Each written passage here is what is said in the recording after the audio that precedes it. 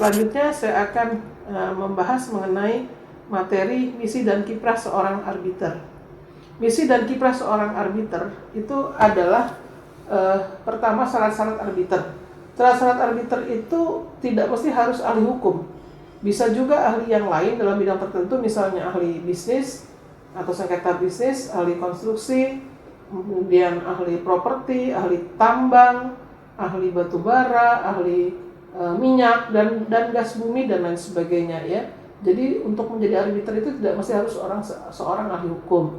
Pasal 12 Undang-Undang Nomor 30 Tahun 1999 memberikan syarat kepada arbiter, yaitu yang dapat ditunjuk atau diangkat sebagai seorang arbiter harus memenuhi syarat-syarat. Pertama, cakap melakukan tindakan hukum. Yang kedua, minimal umurnya 35 tahun. Yang ketiga, tidak mempunyai hubungan keluarga sedarah atau semenda sampai dengan derajat kedua dengan salah satu pihak yang bersengketa. Ketiga, tidak mempunyai kepentingan-kepentingan finansial atau kepentingan lain atas putusan arbitrase. Yang kelima, mempunyai pengalaman serta menguasai secara aktif di bidangnya minimal 15 tahun. Atau hakim, jaksa, panitera, dan pejabat peradilan lainnya yang tidak boleh menjadi arbiter. Ya. Dalam menentukan berapa orang yang akan sebaiknya digunakan menjadi arbiter untuk suatu kasus, apakah 3 orang ataukah cukup 1 orang saja, ada beberapa faktor yang harus dipertimbangkan. Pertama, jumlah yang dipersengketakan. Kedua, kompleksitas dari klaim yang para pihak. Kemudian yang ketiga, nasionalitas dari para pihak, warga negara apa dia.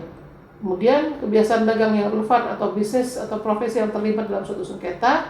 Selanjutnya ketersediaan arbiter yang layak. Kemudian berikutnya tingkat urgensi, ya, tingkat kepentingannya dari kasus yang bersangkutan, sampai seberapa banyak atau batasan kepentingan dari yang kasus yang bersangkutan. Prosedur pengangkatan arbiter dilakukan dengan cara pengangkatan dengan pactum de compromitendo. Tadi sudah saya jelaskan apa itu pactum de compromitendo, yaitu perujukan arbiter yang tata caranya telah ditentukan dalam kontrak sebelum sengketa terjadi. Jadi arbiternya sudah ditunjuk pada saat sebelum terjadinya sengketa. Atau tata cara di luar yang pactum de compromitendo, yaitu penunjukan dengan akta kompromis. Dengan akta kompromis ini dimaksudkan untuk penentuan dan tata cara penunjukan arbiter dengan suatu kontrak khusus untuk itu yang dibuat setelah terjadi sengketa. Ini agak lemah. Kenapa? Kalau udah sengketa terjadi, sulit untuk bertatap muka dan untuk ketemu lagi membuat suatu perjanjian. Ya, makanya sebaiknya buatlah yang pactum de compromitendo, jangan yang dengan akta kompromis dalam membuat kontrak arbitrase. Bahkan dapat juga terjadi pembuatan akta khusus untuk menentukan tata cara penunjukan arbiter setelah berjalannya suatu kontrak bisnis, tetapi sebelum timbulnya sengketa bisnis. Jika kesadaran para pihak akan perlunya pengaturan tentang penunjukan arbiter baru terjadi setelah ditandatangani suatu kontrak bisnis, akan tetapi belum terjadi suatu sengketa, ya. Kemudian adanya penunjukan langsung oleh para pihak setelah terjadi sengketa. Jika pada saat sebelum atau setelah terjadi para pihak tidak menentukan tata cara pengangkatan arbiter, maka para pihak masih diberikan kesempatan untuk langsung menunjuk sendiri para arbiternya, baik tunggal maupun majelis, ya. Kelemahan cara ini bahwa para pihak sudah tidak kooperatif lagi karena sengketa telah terjadi, ya. Sehingga kesepakatan kehendak dalam memilih arbiter akan sulit dicapai. Atau penunjukan oleh hakim.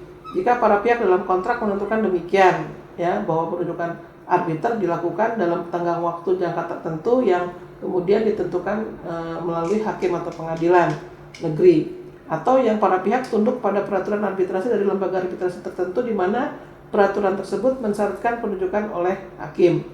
Nah, kemudian apabila tidak berhasil menunjuk arbiter, maka arbiter itu yang ketiga itu di Undang-Undang Arbitrase memberikan kewenangan kepada hakim untuk menunjuk kepada ketua pengadilan negeri yang berkompeten untuk menunjuk arbiter yang ketiga.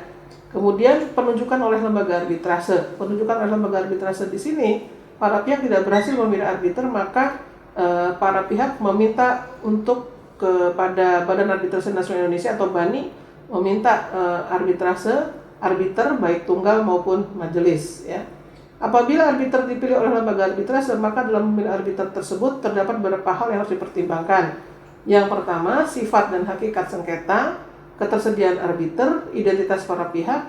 Nah, ini yang paling penting, independensi dari arbiter, ya. Kemudian syarat pengangkatan dalam kontrak arbitrase dan saran-saran yang diberikan oleh para pihak. Nah, untuk pedoman kerja para arbiter ini saudara bisa lakukan sendiri dengan saudara membaca PowerPoint saya. Kemudian proses pengangkatan arbiter ini diangkat dan diperlukan syarat-syarat tertentu dalam pengangkatan. Adanya pertama pengangkatan dengan kesepakatan para pihak untuk mengangkat arbiter. Kedua, jika arbiter tunggal yang dipilih, ya. Nah, kemudian undang-undang memberikan jangka waktu 14 hari kepada para pihak untuk mencapai kata sepakat dalam hal penunjukan arbiter tunggal, terhitung sejak termohon menerima usulan permohonan arbiter dari pihak pemohon. Jadi apabila dalam jangka waktu 14 hari para pihak tidak berhasil menyetujui arbiter, baik tunggal, terutama yang tunggal, maka salah satu pihak dapat memohon kepada ketua PN agar ditunjuk seorang arbiter tunggal.